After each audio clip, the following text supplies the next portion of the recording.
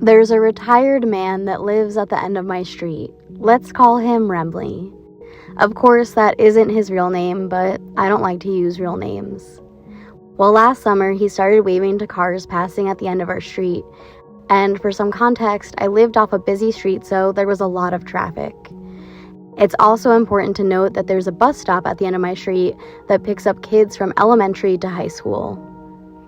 Anyway, I used to wave to him on the way to work every morning, and after a couple of weeks, I decided that I wanted to say hi and thank him for brightening my day. So one day, on the way to work, I stopped and chatted with him for a few minutes. I learned that he was recently retired and that he lived with his wife. I asked him why he started waving to everyone passing by, and he said that because he's wheelchair-bound, it wasn't easy for him to get around, but he still wanted to interact with people and brighten their days.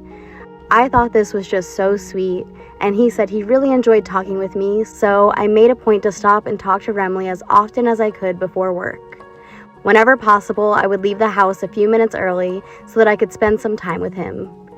However, I am pretty bad about getting out of the door in the morning, so after a few days, I had to skip our meeting so that I wasn't late for work. Of course, I still waved hello as I passed by, but the next time I was able to stop, Remly was clearly upset. He asked me why I didn't stop by the previous day, and I told him that I would have been late to work. He then told me to just get up earlier so that I could spend time with him. I felt bad. He seemed genuinely hurt, so I tried to make more of an effort to stop by. Well, the next time I did, he asked if I was single, and this is where things started to get weird. At the time I was single, but I told him I had a boyfriend. From then on, whenever I stopped by to chat, he would mention how lonely he was, even though he had a wife, and his questions started getting more and more personal. At one point, he asked me if I lived alone, and I did at the time, but I didn't want him to know that. So instead, I told him I had a roommate, and he replied with, "Oh, well, that's weird. I've never seen another car pull into your driveway or park outside your house." And I panicked and told him I had to go, and I left. He also asked a lot of questions about my dating life, and the questions were getting really invasive, so I decided I shouldn't stop by as often. Well, one day I went home for lunch and I had some extra time, so I stopped by to chat. I told him I had to go to work, and I started walking away, and he grabbed at my scrubs and I pulled away. And he genuinely looked surprised by that and said, "What, you don't want me to touch you?" And I was like, "No, I do not like being touched in general, and we do not have that kind of relationship where I feel comfortable with that." He got super defensive, and this whole interaction made me super uncomfortable, and that was my final straw. So I decided I wasn't going to stop by anymore and talk to him. I ran into him a few weeks later while I was on a walk, and he asked where I had been. I told him that I'd been busy at work and I was late so often that I was worried my boss would get mad. We made some small talk for a while, and then he grabbed my shirt again and said some very inappropriate things to me and asked me for some photographs. I told him that wasn't cool and I was not going to do that, and ever since then, I haven't stopped by to chat or even waved at him.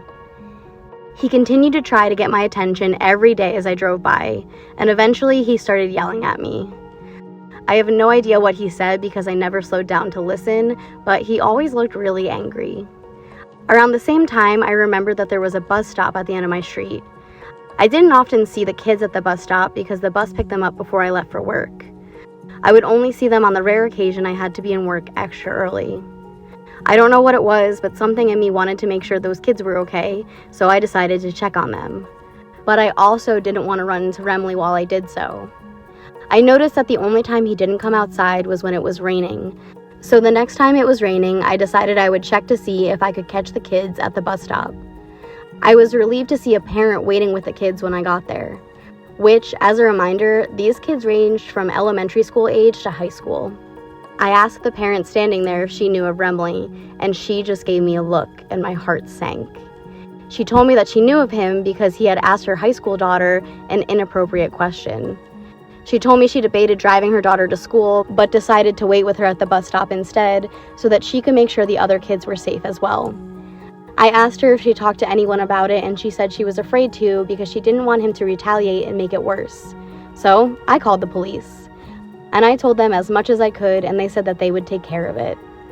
I got up extra early the following day, and miraculously, the bus stop had moved one street down, and Remly was nowhere to be seen. I really thought that this would be the end of it, but the following week I saw him out there again, waving. I did my best to ignore him until one day he was waiting for me in the middle of the street. I rolled down my window, and to my surprise, he didn't seem mad or anything. He calmly asked me why I stopped talking to him, and I told him that I was not going to be putting up with his inappropriate behavior anymore. He asked me what he did wrong, and I said, "Remly, you know exactly what you did wrong." And then he went completely off the rails, yelling at me and calling me names.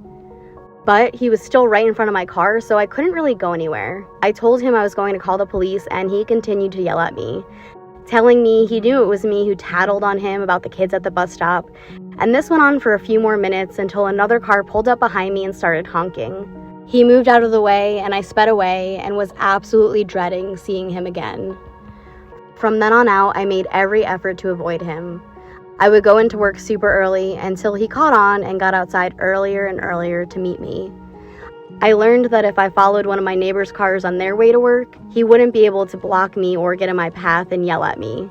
So I started timing it so that I always left with another car.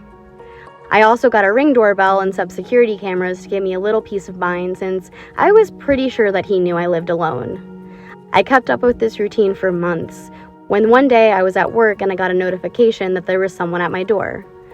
Obviously, this wasn't uncommon with my Ring camera, and normally I didn't look at every single notification, but I just so happened to open this one. And there Remly was, going through my mail. It looked like he took everything out of my mailbox, looked through all of the letters, and then put everything back. It was at this moment I thought about moving, but I had such a great deal on my duplex. It was a 3-bed, 3-bath, and I was paying less than $700 a month, and I didn't really have the money to move out at the time. And honestly, I didn't want Remly to win. I was so mad. This man had made me feel uncomfortable in my own home, and at this point, I wasn't going to let this continue. So the next time I saw him, I stopped. I rolled down my window and told him that I saw what he had done, and I would tell the police if he ever so much as talked to me ever again. I told him that I had already talked to the police about what he had done with my mail, which was true, and that it was a federal offense in Missouri, and you could go to jail for 5 years for messing with someone else's mail, which is only true if you steal the mail. I drove away before he could get a word in. I have moved since, and I feel so much safer, but until I did, Remly wouldn't so much as look at me in the eye when we crossed paths. But he's still there, every day, waving to all the cars passing by with the biggest smile on his face.